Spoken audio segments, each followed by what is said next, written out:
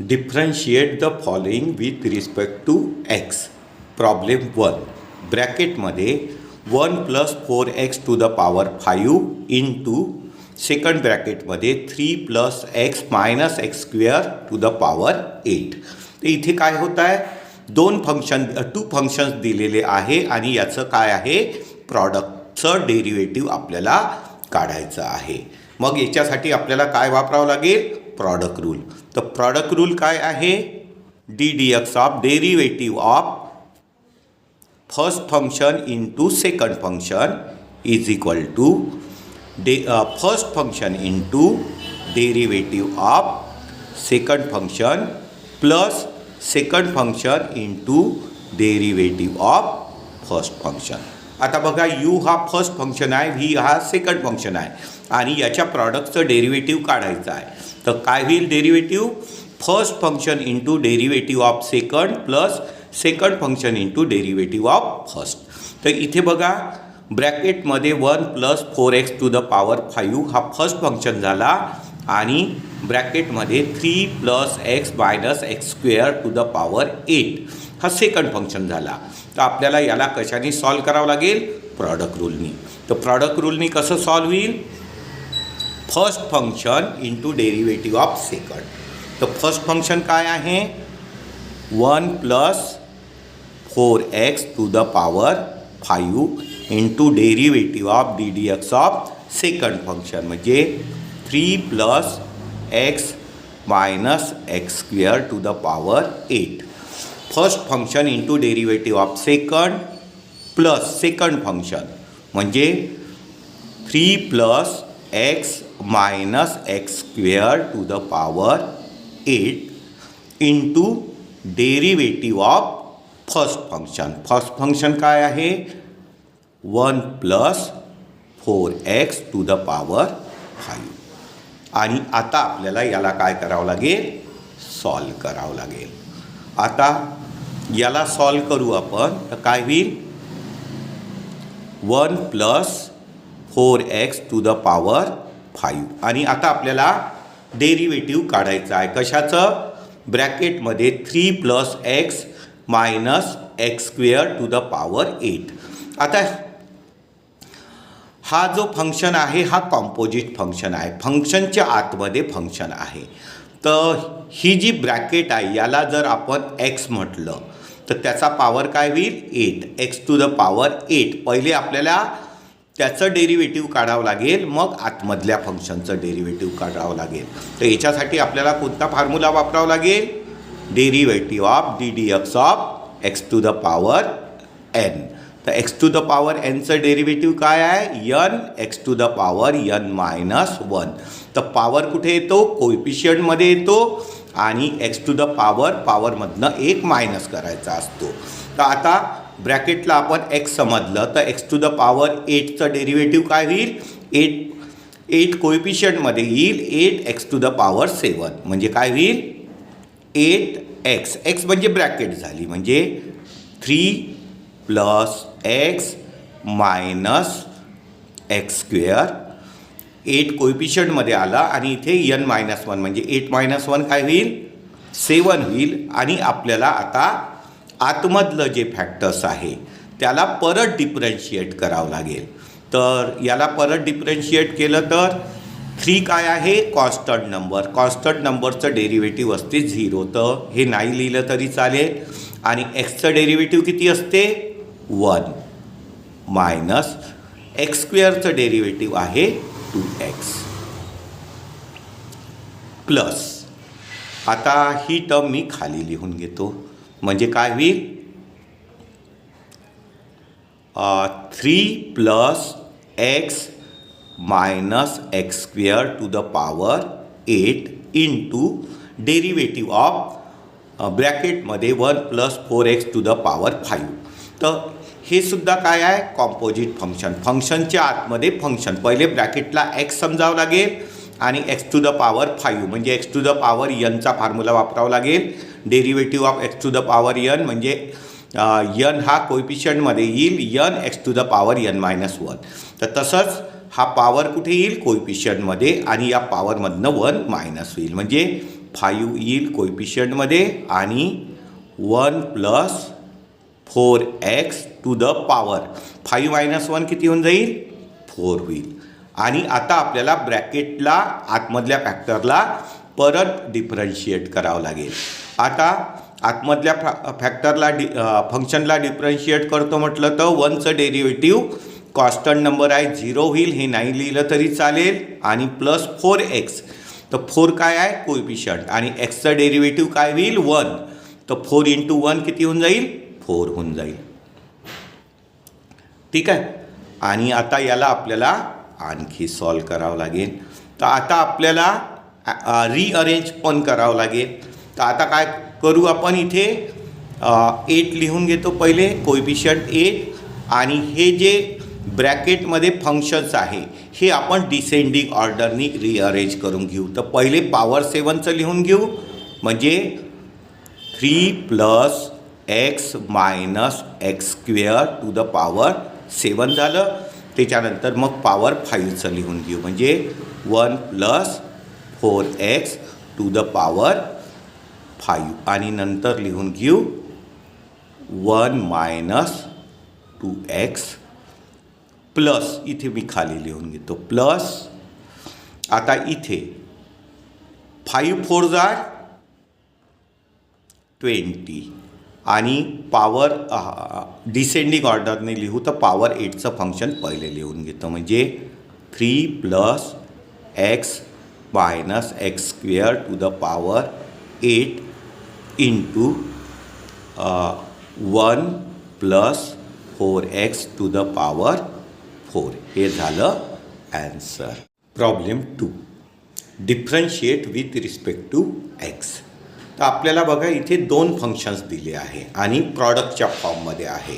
पहिलं काय आहे ब्रॅकेटमध्ये 1 plus sine square x to the power 2 into second ब्रॅकेटमध्ये 1 प्लस कॉस स्क्वेअर एक्सचा पॉवर 3.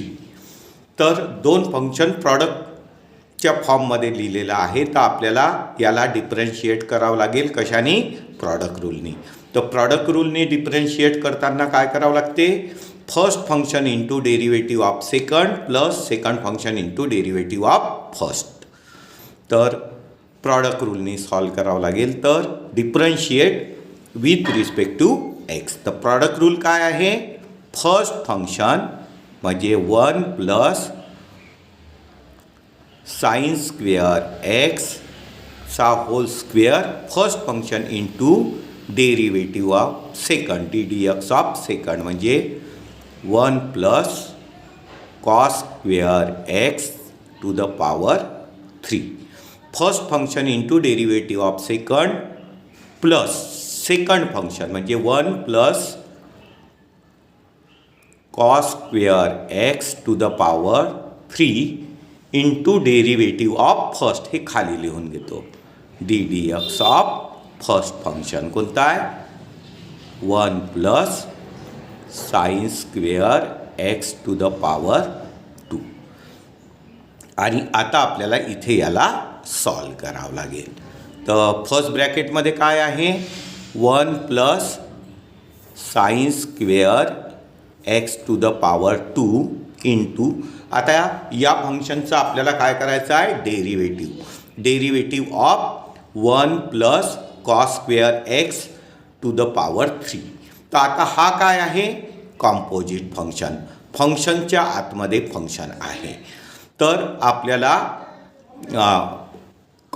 पहिले ब्रॅकेट ही ब्रॅकेट आहे त्याला जर आपण एक्स म्हटलं तर एक्स क्यूब होईल. तर पहिले आपल्याला एक्स क्यूबचा फॉर्म्युला वापरावा लागेल आणि त्याच्यानंतर मग आतमधलं फंक्शन डिफरन्शिएट करावं लागेल. तर याच्यासाठी फॉर्म्युला कोणता वापरावा लागेल ddx of x to the power n is equal to n x to the power n minus 1. The derivative of x to the power n is equal to हा power कोएफिशियंटमध्ये येतो n आणि x to the power n minus 1 म्हणजे पॉवरमधनं एक कमी करायचं असते. तर आपण या ब्रॅकेटला जर x समजलं तर x क्यूब होईल म्हणजे पॉवर कुठे येईल कोएफिशियंटमध्ये 3 कोएफिशियंटमध्ये येईल आणि पॉवरमधनं 1 मायनस होऊन जाईल 3 मायनस 1 म्हणजे 2 होऊन जाईल. म्हणजे कोएफिशियंट आपण पहिले लिहून घेऊ आणि इथे ब्रॅकेट कंप्लीट लिहावं लागेल. याला आपण एक्स म्हणत आहे म्हणजे 1 प्लस कॉस स्क्वेअर एक्स. आता कोएफिशियंट समोर लिहिलं आणि 1 प्लस कॉस स्क्वेअर एक्स. आता पॉवर किती आहे 3, याच्यातनं 1 मायनस करावं लागेल तर 3 - 1 किती होऊन जाईल 2 प्लस हे फंक्शन लिहावं लागेल. झालं हे. आता आपल्याला कॉम्पोजिट असल्यामुळे आतमधलं फंक्शन परत डिफरन्शिएट करावं लागेल. तर आतमधलं फंक्शन डिफरन्शिएट करतो म्हटलं तर आता ब्रॅकेटमध्ये इथे इंटू राहील. ब्रॅकेटमध्ये 1चं डेरिव्हेटिव्ह काय होऊन जाईल, कॉन्स्टंट नंबर आहे याचं डेरिव्हेटिव्ह 0 होऊन जाईल. हे नाही लिहिलं तरी चालेल. आणि प्लस आता आपल्याला कॉस स्क्वेअर एक्सचं डेरिव्हेटिव्ह लिहायचं आहे. आता इथे पण फंक्शनच्या आतमध्ये फंक्शन आहे तर कॉस एक्सला आपल्याला पहिले एक्स म्हटलं तर इथे एक्स स्क्वेअर होईल. तर याच्यासाठी आपल्याला x to the power n वालाच फॉर्म्युला वापरावा लागेल. X to the power n is equal to n x to the power n - 1. तर याला पहिले आपल्याला कॉस स्क्वेअर एक्स आहे तर इथे एक्स स्क्वेअर समजावं लागेल आणि एक्स स्क्वेअरचं डेरिव्हेटिव्ह 2x होते म्हणजे याला काय लिहावं लागेल 2 कॉस एक्स लिहावं लागेल. काय लिहावं लागेल 2 कॉस एक्स. कारण की 2 कोएफिशियंटमध्ये येईल आणि पॉवरमधनं एक कमी होईल म्हणजे 2 - 1 म्हणजे 1 म्हणजे 2 कॉस एक्स. आणि अजून आपल्याला काय करावं लागेल कॉस एक्स. अजून आतमध्ये काय आहे कॉस एक्स, त्याला परत डेरिव्हेटिव्ह करावं लागेल. तर कॉस एक्सचं डेरिव्हेटिव्ह काय होईल मायनस साईन एक्स. काय होईल मायनस साईन एक्स. आणि आता प्लस घेऊन ही टर्म लिहून घेतो मी 1 plus cos square x to the power 3 into. आता डेरिव्हेटिव्ह करायचं आहे कशाचं 1 प्लस साईन स्क्वेअर एक्सचा होल स्क्वेअर. आता इथे पण आपल्याला differentiate with respect to x करायचं आहे. तर हा सुद्धा काय आहे कॉम्पोजिट फंक्शन आहे. कॉम्पोजिट फंक्शन आहे तर ह्या पूर्ण ब्रॅकेटला जर आपण एक्स म्हटलं तर एक्सचा स्क्वेअर होईल. एक्स स्क्वेअरचं डेरिव्हेटिव्ह काय होते 2x म्हणजे आपल्याला या 2ला सामोर आणावं लागेल कोएफिशियंटमध्ये आणि याचं डेरिव्हेटिव्ह एक्स म्हणजे ही पूर्ण ब्रॅकेट लिहावं लागेल म्हणजे 1 प्लस साईन स्क्वेअर एक्स. आणि पॉवर 2 आहे तर पॉवर 1नी कमी होते तर 2 - 1 म्हणजे काय होईल 1. तर पॉवर 1 काही लिहायचा नसतो. त्याच्यानंतर आतमधलं फंक्शन परत डेरिव्हेटिव्ह करावं लागेल. आता आतमधलं फंक्शन डेरिव्हेटिव्ह करतो म्हटलं तर 1 काय आहे कॉन्स्टंट नंबर आहे. कॉन्स्टंट नंबरचं जे डेरिव्हेटिव्ह आहे असते 0. हे नाही लिहिलं तरी चालेल. आता साईन स्क्वेअर एक्सचं डेरिव्हेटिव्ह करायचं आहे तर इथे पण फंक्शनच्या आतमध्ये फंक्शन आहे साईन स्क्वेअर एक्स म्हणजे पहिले याला एक्स स्क्वेअर म्हणावं लागेल. साईनला एक्स म्हणू पहिले एक्स स्क्वेअरचे डेरिव्हेटिव्ह 2x होईल म्हणजे हा 2 कोएफिशियंटमध्ये बाहेर येईल आणि साईन एक्सला एक्स म्हणू म्हणजे काय होईल 2 साईन एक्स होईल.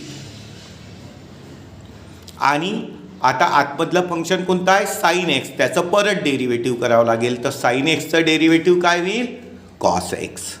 काय होईल कॉस एक्स. आता आपल्याला याला आणखी सॉल्व करावं लागेल. मग काय होईल इज इक्वल टू आता इथे बघा 3 आहे आणि आता आपण काय करू या 2 टर्ममध्ये इथून इथपर्यंत ही पहिली टर्म झाली प्लस ही सेकंड टर्म झाली. आता आपल्याला याला सॉल्व करायचं आहे तर आपण कॉमन काढून घेऊ. तर आता बघा इथनं आपण 2 कॉमन काढू शकतो.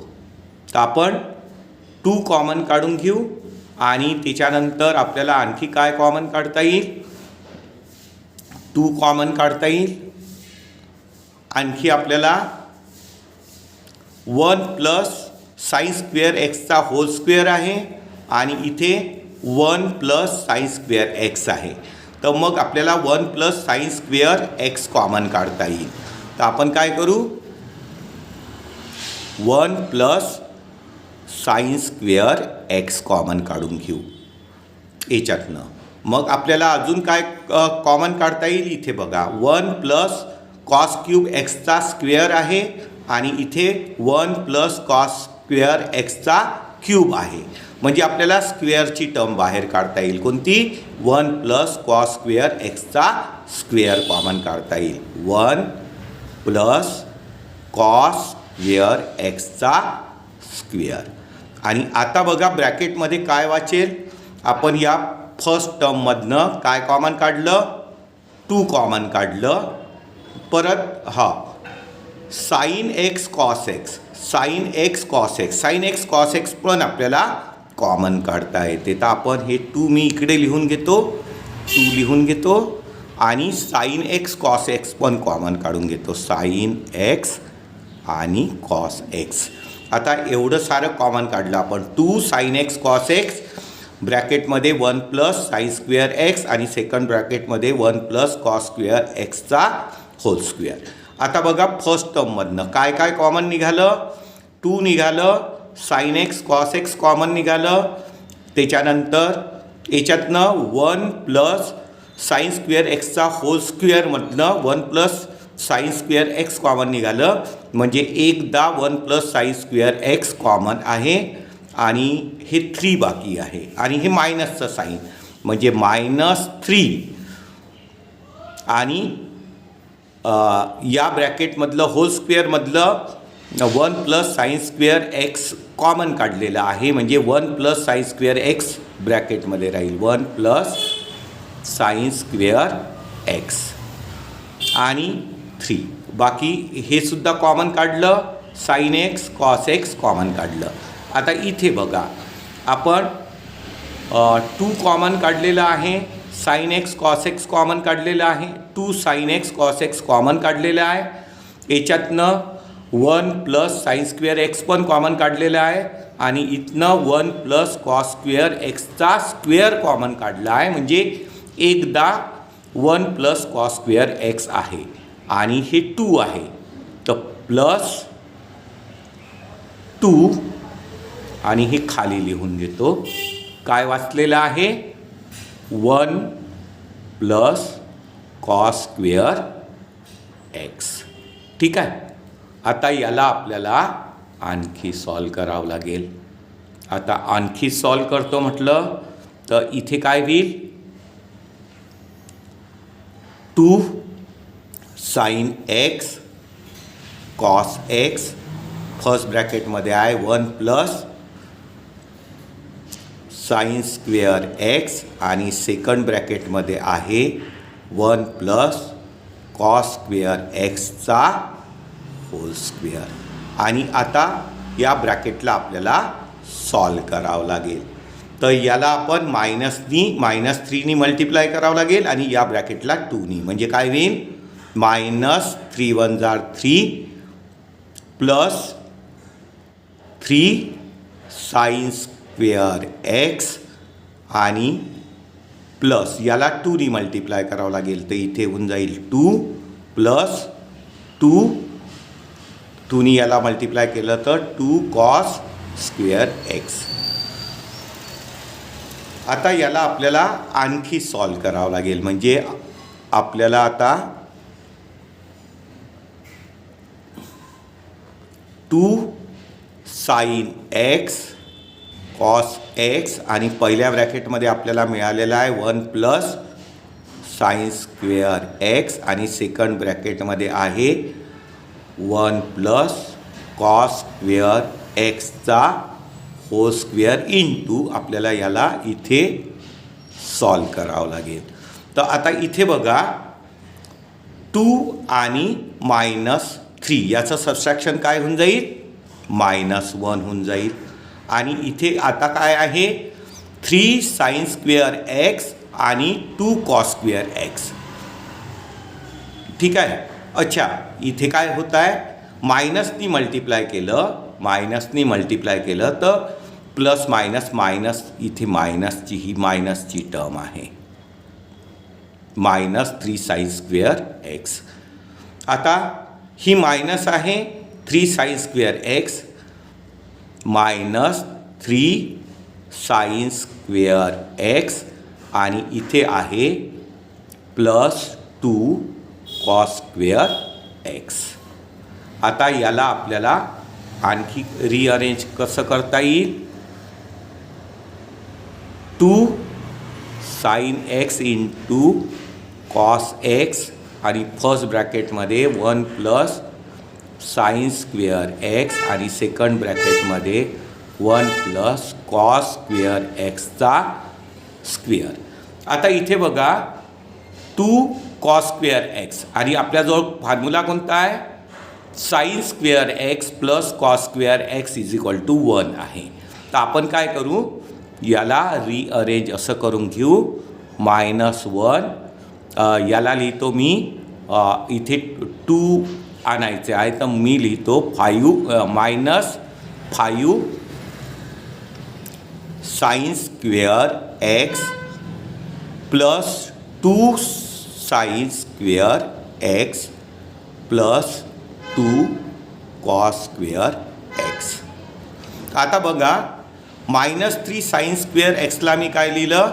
-5 sign square x plus 2 sign square x. तर प्लस मायनस सबस्ट्रॅक्शन होईल आणि सबस्ट्रॅक्शनला ग्रेटर नंबरची साईन म्हणजे याचा आन्सर काय येईल? -3 साइन स्क्वेअर एक्स.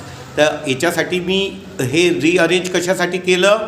कारण की मी याच्यातनं 2 कॉमन काढील तर sign square x plus cos square x याचं ॲन्सर मला किती मिळेल? 1 मिळेल. तर मी -3ला काय लिहिलं? -5 sign square x plus 2 sign square x. तर याचं सबस्ट्रॅक्शन काय होणार आहे? -3 साइन स्क्वेअर एक्स. कारण की आता इथं मला 2 कॉमन काढलं तर sign square x plus cos square एक्सचा फॉर्म्युला मिळतो. त्याचा ॲन्सर किती येते? 1 येते. म्हणजे मला आता काय करता येईल? इथे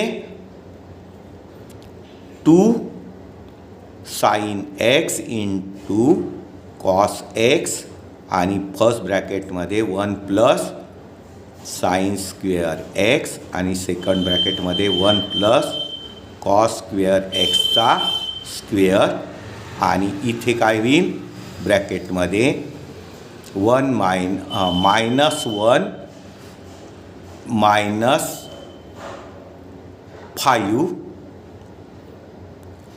साइन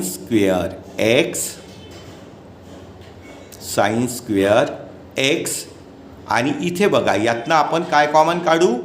2 कॉमन काढू प्लस यातनं 2 कॉमन काढलं तर काय होईल? Sign square x plus cos square x. ठीक आहे. आणि sign square x plus cos square x याचा ॲन्सर किती होऊन जाईल? 1 होऊन जाईल. तर इथे काय होईल? आता याला आणखी सॉल्व करतो म्हटलं तर आता एका स्टेपमध्येच लिहून घेऊ आपण.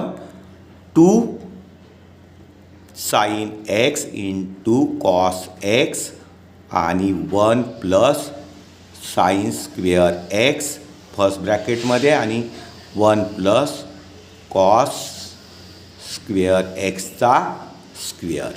आता इथे बघा मी एकत्रच लिहून घेतो. आता इथे बघा sine square x plus cos square x याचा ॲन्सर काय होणार आहे? 1. 1 इंटू 2 काय होणार आहे? 2 आणि 2 मायनस 1 म्हणजे 1 होऊन जाईल.